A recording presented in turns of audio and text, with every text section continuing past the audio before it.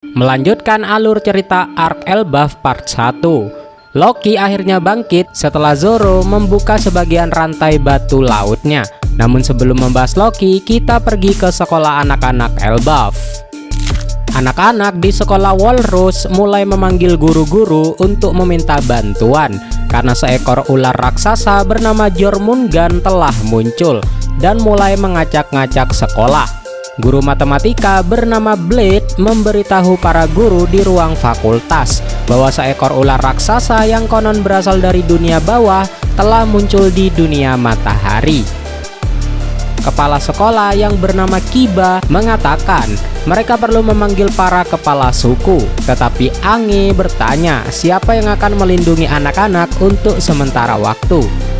Kiba akhirnya berlari keluar dan menyerang Jormungand dengan palunya.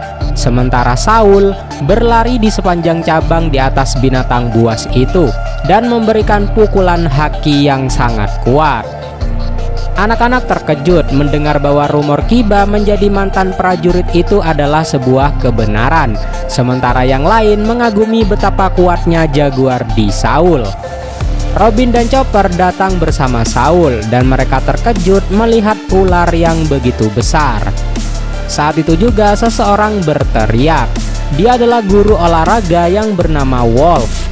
Nampaknya dia telah terluka parah. Mereka bertanya kepada Wolf apa yang terjadi kepadanya, tetapi Wolf lebih khawatir tentang anak-anak. Sementara murid-murid sekolah Walrus mengungkapkan bahwa beberapa teman mereka telah berkeliaran di suatu tempat. Saul lalu bergegas mengejar anak-anak, tetapi Wolf memperingatkan Saul untuk tidak menyentuh anak-anak. Saul melihat anak-anak itu bergerak menuju ke pantai, tetapi untuk beberapa alasan mereka semua berjalan dalam tidur, mengikuti salah satu anak panah dari kekuatan Gunko. Para guru memutuskan untuk meniup trompet dan memperingatkan seluruh negeri, tetapi Saul takut itu akan terlalu berlebihan. Lalu Kiba menunjukkan kepada Saul sesuatu yang terlihat di hutan, di mana terlihat monster raksasa di tengah hutan, dan hal itu yang mendorong trompet untuk dibunyikan. Ange kemudian memberitahu Saul bahwa anak-anak pingsan satu persatu. Jadi Chopper memutuskan untuk memeriksa anak-anak itu.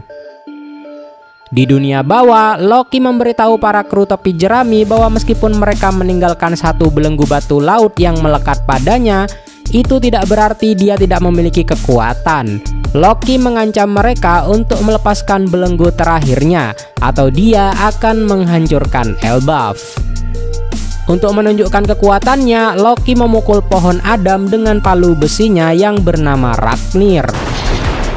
Kekuatan Raknir menjatuhkan petir yang menyalakan api di sisi selatan pulau. Para raksasa yang berpesta diberitahu tentang hal ini dan segera bergerak untuk memadamkan api itu. Kembali di sekolah Walrus, Ange memberitahu Saul bahwa dia mengenali monster yang mereka lihat. Hari ini dia memberi anak-anak tugas untuk menggambar apa yang paling mereka takuti. Beberapa anak menggambar Loki karena mereka takut dia akan menghancurkan dunia. Sementara yang lain menggambar Nika karena alasan yang sama. Dan yang lainnya menggambar serigala Fenrir, badai, hantu, dan Jormungand.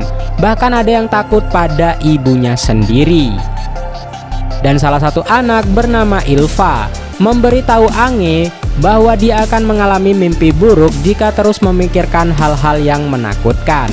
Ange lalu meminta maaf, tetapi dia terkesan dengan tingkat kreativitas dan imajinasi yang ditunjukkan anak-anak. Kembali ke masa kini, Ange menjelaskan bahwa monster yang muncul di hutan adalah objek yang digambar anak-anak yang mewakili ketakutan mereka. Di atas pohon, para kesatria suci mengamati kejadian tersebut. Saint Killingham adalah yang bertanggung jawab atas penciptaan makhluk atau monster di tengah hutan. Dia mengatakan batas waktu bagi monster itu untuk hidup adalah sampai anak-anak itu mencapai kapal yang berada di pelabuhan. Dan ia bertanya, apakah para raksasa bisa menyelamatkan para anak-anak? Somers menjawab, rasa cinta bisa saling menyakiti satu sama lain. Dan ia bertanya kepada Gunko, apa yang paling ia takuti? Dan Gunko menjawab bahwa hal yang paling ia takuti adalah nikah. Selanjutnya Saul berlari ke arah anak-anak yang berjalan sambil tidur dan mencoba membangunkan mereka. Sementara itu Robin memperingatkan Saul untuk berhati-hati. Wolf juga memperingatkan Saul untuk tidak menyentuh anak-anak. Saul mengatakan dia tidak melihat ada yang salah dengan anak-anak, dan Saul mencoba meraih tangan Ylva. Tetapi ketika Saul mengulurkan tangannya, dia ditusuk oleh duri tak terlihat yang mengelilingi tubuh Ylva. Ange menghubungi raksasa yang berpesta dan memberitahu mereka tentang situasi aneh yang terjadi, bahwa anak-anak yang berjalan sambil tidur mengikuti cabang rute nomor 8 yang merupakan tempat api yang dibuat oleh Loki. Kapal Swar pemadam kebakaran segera memobilisasi untuk menghentikan api. Tetapi dalam perjalanan mereka diserang oleh salah satu mimpi buruk anak-anak yang berbentuk monster tengkorak. Dan serangan itu menjatuhkan mereka dari langit dan membuat semua orang terkejut. Sementara itu para kesatria suci sedang menikmati hidangan sambil menyaksikan kekacauan di hutan Elbaf. Somers menertawakan betapa terkejutnya para raksasa ketika mereka ditusuk oleh duri tak terlihat yang diciptakannya. Somers memakan buah iblis Iba Nomi yang memungkinkannya untuk menciptakan duri. Somers menjelaskan kepada Gunko bahwa cinta adalah hal yang akan menarik setiap individu untuk peduli pada seseorang yang mereka cintai, meskipun ada duri di sekeliling mereka. Dan bagi Somers, bagian terbaik dari permainan ini adalah membayangkan orang tua yang mencoba memeluk anak-anak mereka hanya untuk ditusuk oleh duri-duri. Dan anak-anak akan menangis terseduh-seduh melihat orang tua mereka menjerit kesakitan. Killingham bertanya kepada Gunko rute mana yang dipilihnya, dan Gunko menjelaskan bahwa ia memilih rute yang akan mengarah langsung ke awan laut desa. Dan Somers menambahkan bahwa rute itu cukup mencolok, sehingga para raksasa akan kesulitan dalam mencoba menghentikan anak-anak itu. Killingham kemudian memberitahu Somers bahwa ia membutuhkan lebih banyak garam, yang menyebabkan Somers membayangkannya. Killingham kemudian menidurkan Somers dan mengekstrak garam dari mimpinya, karena ia telah memakan buah iblis Ryu Nomi model Kirin yang memungkinkannya tidak hanya berubah menjadi makhluk mythical Zoan, tetapi juga mewujudkan mimpi orang-orang.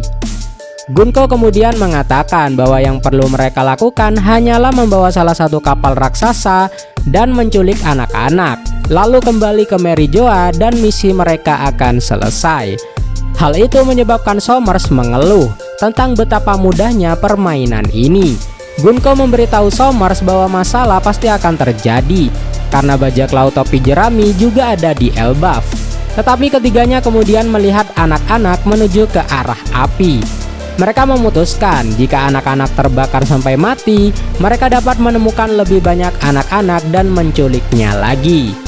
Nah, Mimin potong dulu karena kejadian ini banyak yang menduga kalau Loki sebenarnya ingin menghentikan aksi penculikan kesatria suci pada anak-anak Elbaf dengan cara membuat kebakaran di cabang rute nomor 8. Meskipun metode ini cukup kejam, tujuan Loki mungkin agar tidak bertambah banyak korban di Elbaf.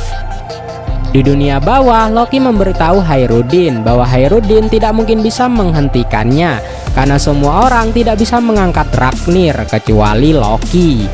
Dan Loki sekali lagi memerintahkan borgol terakhir untuk dibuka sebelum dia membunuh semua orang lemah di dunia matahari. Hairudin setuju untuk mundur, tetapi Zoro memperingatkannya untuk tidak melakukan hal itu. Lalu Luffy bersiap untuk menyerang Loki. Namun Zoro memperingatkan Luffy agar memakai kekuatan selemah mungkin untuk memukul Loki agar luka Loki tidak semakin parah. Luffy lalu meninju Loki dengan tinju balonnya tanpa kekuatan haki dan membuat Loki pingsan. Luffy dan Zoro memanjat tubuh Loki. Dan semuanya mengira kalau Loki menggertak Luffy dan kawan-kawannya hanya untuk pergi menemukan tempat agar dia bisa pingsan dengan aman secara rahasia, karena tubuhnya terluka parah pasca serangan dari Sam Rock. Saat Road mencurigai siapa yang menyerang Loki, Luffy memohon kepada Hairudin untuk tidak membiarkan Loki mati, terlepas dari apa yang telah Loki lakukan. Gerd mulai mengobati luka Loki dan berkata, butuh beberapa bulan sampai dia sembuh total. Dia tahu kalau Loki mau sembuh total, dia gak bisa tinggal di dunia bawah. Tetapi Gerd juga tahu orang-orang di dunia matahari akan membunuh Loki kalau dia dibawa ke sana. Luffy terkejut melihat tanduk di kepala Loki yang terlihat asli, yang kata teman-temannya adalah peninggalan raksasa kuno yang diwarisinya dari ayahnya, yaitu Raja Harald. Ucapan itu membuat Hairudin teringat masa kecilnya. Flashback muncul. Saat itu Harald memanggil Hairudin dan Loki. Dia berharap agar Loki dan Hairudin bekerja sama untuk mendukung Elbaf setelah dirinya meninggal. Sayangnya Loki terlalu meremehkan Hairudin karena Hairudin lemah, meskipun Hairudin itu adalah kakaknya. Dan Loki juga menghinanya karena darah campuran Hairudin dan mengatakan kalau Hairudin itu bukan anak sah dari Harald. Kembali ke masa kini, hal ini menyebabkan Hairudin menghunus kapaknya dan mencoba membunuh Loki karena telah menghina ibunya dan membunuh Harald. Tetapi Loki menyuruh Hairudin untuk melupakan kejadian itu dan menyuruh Hairudin untuk melihat kondisi hutan saat ini. Pada saat itu Loki bertanya kepada Hairudin, "Apa kau benar-benar yakin kalau aku membunuh ayah dengan sengaja seperti yang dikatakan oleh semua orang?" Dan hal itu membuat Hairudin terkejut. Selanjutnya kita kembali ke replay yang membawa Franky ke fasilitas ilmiah kuno yang dipenuhi tanaman merambat dan pohon-pohon yang menurutnya agak janggal di negara yang dipenuhi oleh para pejuang. Bentuknya seperti robot raksasa. Lilith dan Bonnie menyambut Franky dari dalam karena merekalah yang menemukan tempat itu terlebih dahulu, meskipun sebenarnya itu karena mereka berdua tersesat. Replay memperingatkan keduanya bahwa dia mendengar alarm di kejauhan, dan sekarang dia memperingatkan mereka tentang potensi bahaya di dekatnya. Tetapi Lilith memberitahu Franky bahwa menurut perkiraannya, fasilitas ini telah berada di Elbaf selama 3000 tahun, yang menurut Franky sulit untuk dipercaya. Tetapi Replay mengatakan bahwa mereka tidak memiliki catatan tentang bangunan ini. Terlepas dari itu, Lilith memutuskan untuk menjadikan fasilitas itu sebagai basis operasinya yang baru. Tetapi tepat saat Franky ingin melihat ke dalam bangunan kuno, Bonnie memperingatkan mereka berdua bahwa ada sesuatu di belakang mereka. Sesuatu itu adalah salah satu monster buatan Killingham yang berbentuk awan petir dengan wajah di atasnya. Awalnya Franky mengira itu hanya sesuatu yang alami di negara Elbaf yang disebut sebagai negara penuh misteri. Tetapi Replay mengklarifikasi itu bahwa dia belum pernah melihat monster seperti itu. Di desa barat, monster kerangka besar yang disebut Draugr memulai serangannya di desa dan memaksa para prajurit untuk sadar dan melawan. Sayangnya baik Dory maupun Brogy tidak hadir untuk memberikan perintah kepada para raksasa karena tampaknya mereka minum terlalu banyak dan berlari ke kamar mandi.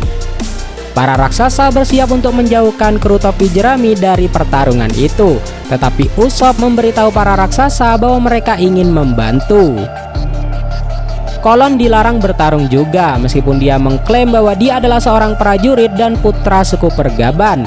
Sebaliknya dia disuruh untuk berlindung dengan anak-anak lainnya. Akhirnya Nami memberitahu Jarul tentang ekspedisi mereka ke istana baru-baru ini, dan dia mengetahui dari para penjaga yang terluka tentang kembaran Shanks, dan salah satu dari mereka menggunakan kekuatan aneh. Jinbe menduga itu adalah kekuatan dari buah iblis, dan mungkin monster besar ini adalah kekuatan dari penyusup yang tak dikenal itu. Jarul memerintahkan agar semua orang di negara diberitahu tentang penyusup ini, dan segera melapor begitu mereka ditemukan. Brook menambahkan, mungkin ada lebih banyak penyusup yang hadir. Jadi Jarul memberitahu mereka untuk memperingatkan setidaknya ada lebih dari 2 orang penyusup. Nami menjadi marah karena para penyusup menculik anak-anak di siang bolong. Dan Usopp takut dengan apa yang akan dituntut para penyusup dengan menjadikan anak-anak itu menjadi sandera mereka. Sementara Jinbe menawarkan untuk membantu menghentikan para penyusup, tapi Jarul menolaknya dengan alasan bahwa kru topi jerami adalah tamu mereka dan mereka harus bersembunyi di tempat yang aman. Setelah itu para raksasa pergi mengalahkan monster dan mencari penyusup. Lalu Jinbe mengatakan, jika para penyusup itu berukuran seperti manusia, maka akan lebih mudah menghadapinya daripada para raksasa. Lalu Usopp membenarkan itu dan mengatakan bahwa raksasa dapat menangani monster-monster besar. Namun masalahnya negara Elbaf terlalu besar untuk mereka jelajahi dengan berjalan kaki. Tetapi Nami melihat Kolon menyeret sekantong senjata ke dekat kapalnya. Kru topi jerami mendekati Kolon dan mereka meminta agar Kolon membawa kru topi jerami. Kolon setuju untuk membiarkan mereka naik ke kapalnya asalkan mereka menjadikannya seorang kapten. Lalu terciptalah bajak laut Kolon secara dadakan. Ya hitung-hitung ayahnya dulu gak jadi kapten di bajak laut Roger. Sekarang anaknya bisa jadi kapten meskipun cuma sebentar. Kembali ke Kesatria Suci, mereka bertiga mendengar pengumuman bahwa manusia selain kru topi jerami telah terlihat dan menyusup ke Elbaf dan diduga memiliki niat jahat. Somers melihat Gunko mendengarkan musik dan menyebutnya sebagai ritual pasca makan. Somers bertanya lagu apa yang sedang Gunko dengarkan, dan yang mengejutkan, Gunko mengatakan dia mendengarkan New World atau dunia baru, di mana lagu itu adalah karya dari Brook. Jadi Gunko ngefans sama Brook. Somers tertawa dan bertanya apakah Gunko tidak puas dengan dunia saat ini. Killingham memarahi Somers karena mengolok-ngolok hobi seseorang dan menyuruhnya melihat upaya orang dewasa untuk menyelamatkan anak-anak Elbaf. Kembali ke hutan, Saul melengkapi dirinya dengan 2 perisai untuk melindungi dirinya dari duri. Tetapi meskipun ia berhasil menghentikan salah satu anak, yang lainnya menabrak yang di depan. Saat mereka bertabrakan menyebabkan duri melukai semua anak-anak itu. Hal itu membuat Robin berkomentar atas kejamnya perbuatan orang-orang yang melakukan ini kepada anak-anak. Robin memberitahu Saul bahwa mereka harus mencari sumber kekuatan ini. Tetapi ia memperingatkan jika mereka tidak melakukan apapun, anak-anak akan berjalan langsung ke dalam api. Saul meraih tali dan menangkap salah satu anak dari belakang dengan talinya. Tetapi salah satu monster berbentuk Fenrir bersiap untuk menyerang dan menyebabkan Saul menyadari bahwa monster itu mencoba mencegah siapapun yang ikut campur. Di desa barat, Draugr akhirnya berhasil dikalahkan. Tetapi beberapa prajurit terluka dalam prosesnya. 2 monster lainnya yaitu Nidhogg dan Ghost terbukti terlalu kuat bagi para prajurit, sehingga memaksa semua orang untuk melarikan diri. Tiba-tiba Dory dan Brogy muncul dan menggunakan Hakoku secara bersamaan untuk menghancurkan 3 monster dalam sekali serang saja. Keduanya meminta maaf karena terlambat. Mereka memuntahkan semua alkohol yang mereka minum agar hilang dari rasa mabuknya. Tetapi sekarang mereka marah karena telah menyia-nyiakan minuman yang enak itu dan siap untuk membalas dendam. Selain itu, Gaban hadir bersama bajak laut prajurit raksasa dan memberikan harapan kepada penduduk desa untuk menang. Di dunia bawah, Goldberg, Zoro, dan Sanji pergi berburu makanan dan berpapasan dengan dinosaurus besar yang disebut Grogisaurus. Goldberg menggunakan perisainya yang bernama Nash untuk menangkis gigitan binatang itu. Sementara Sanji menendang Zoro tinggi ke udara dan Zoro memenggal kepala dinosaurus itu. Setelah mereka membunuhnya, Goldberg memberitahu keduanya bahwa daging Grogisaurus itu lezat, terutama jika direbus dalam alkohol. Sanji mengatakan bahwa dia tidak membawa apapun, tetapi Goldberg menjelaskan bahwa ada kabin berburu yang penuh dengan peralatan memasak yang sangat berguna. dan dalam perjalanan pulang mereka dapat mencari tanaman herbal. Zoro bertanya kepada Goldberg mengapa perisainya terlihat seperti makhluk hidup dan apakah itu karena kekuatan buah iblis. Lalu Goldberg mengungkapkan bahwa Nash terlihat hidup setelah ayahnya melakukan ekspedisi untuk membunuh Big Mom. Singkatnya, Nash adalah seorang Homie seperti halnya Zeus. Namun Goldberg terkejut ketika mengetahui bahwa seorang Homie sehebat Zeus sekarang tunduk kepada Nami. Kembali dengan Loki, ia memberitahu bajak laut prajurit raksasa baru dan Luffy bahwa ia diserang oleh Ksatria Suci. Hairudin menjawab, mungkin Ksatria Suci membuat balas dendam kepada Loki karena Loki dulu pernah membuat kekacauan di lautan. Namun Loki menyangkal itu. Jika dulu saat dia mengamuk dan bertemu Ksatria Suci, mungkin sekarang dia telah menjadi raja dunia. Lalu Goldberg, Zoro, dan Sanji kembali dengan hasil buruan mereka, sementara raksasa lainnya menyiapkan api. Setelah dagingnya matang, Luffy mencoba memasukkannya ke dalam mulut Loki tanpa membiarkannya dalam kondisi dingin, yang membakar mulut Loki dan membuatnya bertanya apakah Luffy mencoba membunuhnya dengan membuka kembali lukanya. Meskipun pada akhirnya Loki memakan daging itu, namun Loki kesulitan melakukannya sambil berbaring telentang, dan ia mulai tersedak karena makanan itu. Luffy segera mengambil semangkuk sup yang masih panas dan tanpa sengaja menumpahkannya kepada Loki dan membuat Loki semakin terbakar. Loki meminta Luffy untuk dijauhkan darinya sejauh mungkin, tetapi Gerd mengacungkan jempol kepada Luffy atas apa yang telah dilakukannya. Zoro mulai berpikir bahwa Loki berbohong tentang janji yang dia buat kepada Luffy, tetapi Loki mengklarifikasi bahwa dia tidak berbohong atas satu hal, yaitu tentang posisi Shanks saat ini. Tetapi dia tetap tidak akan mengatakan apapun tentang Shanks karena Luffy belum melepaskan belenggu terakhirnya. Tetapi Loki mengakui bahwa dia mengerti perasaan Luffy yang ingin bersatu kembali dengan idolanya, karena dia juga merasakan hal yang sama ketika dia masih kecil. Dalam kilas balik, Loki kecil ingin bergabung dengan kru bajak laut Rocks, tetapi Rocks menolaknya. Loki bahkan menantang Rocks untuk bertarung dan berakhir hanya untuk dipukuli dan dilukai dengan parah oleh Rocks di Sebek. Di masa sekarang Loki menyesali bahwa dia dilahirkan di era yang salah. Di dunia matahari, Dory dan Brogy berusaha sekuat tenaga untuk menangkis serangan monster Draugr dan hantu. Gaban menyerang salah satu dari mereka yang menyerupai Loki dan dengan mudah mengalahkannya. Gaban mengatakan bahwa dia senang makhluk-makhluk ini hanyalah mimpi buruk anak-anak, dan berpikir jika anak-anak itu bertemu Loki yang asli, maka monster ini mungkin benar-benar lebih kuat. Gaban kemudian merasakan kehadiran para Ksatria Suci dan berkata, jika Elbaf tidak lagi aman, maka dunia benar-benar akan kiamat. Sedangkan untuk tim pemadam kebakaran, para raksasa tidak dapat memadamkan api karena apinya sangat besar. Saul yang telah mengalahkan Fenrir meminta petugas pemadam kebakaran untuk mempercepat pemadaman karena anak-anak hampir mencapai titik api. Gunko dan Somers menonton dan Somers bertanya kepada Gunko, apakah anak-anak akan bangun ketika api mulai membakar mereka?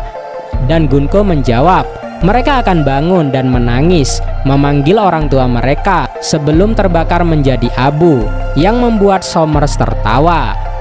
Akhirnya petugas pemadam kebakaran tidak dapat memadamkan api tepat waktu dan anak-anak mulai berjalan ke dalam api. Sementara itu Saul tetap mengejar anak-anak. Tiba-tiba Jinbe menggunakan jurus yang disebut Ipponze Oi untuk melemparkan sejumlah besar awan laut ke dalam api dan berhasil memadamkan api itu. Meskipun anak-anak aman untuk saat ini, mereka masih mengikuti panah dari Gunko. Robin menyadari bahwa Jinbe mungkin adalah orang yang mampu memadamkan api itu. Kolon memberitahu kru topi jerami bahwa semua orang di sekolah tidak menyukainya. Namun bagi Kolon mereka tetaplah teman-temannya dan ia bersyukur teman-temannya masih selamat. Tepat pada saat itu Gunko muncul di haluan kapal dan mengejutkan Kolon serta kru topi jerami. Lalu apakah yang akan Gunko lakukan setelah ini? Nantikan kelanjutannya di channel Nogikun ya. Akhir kata, Mimin pamit undur diri. Adios.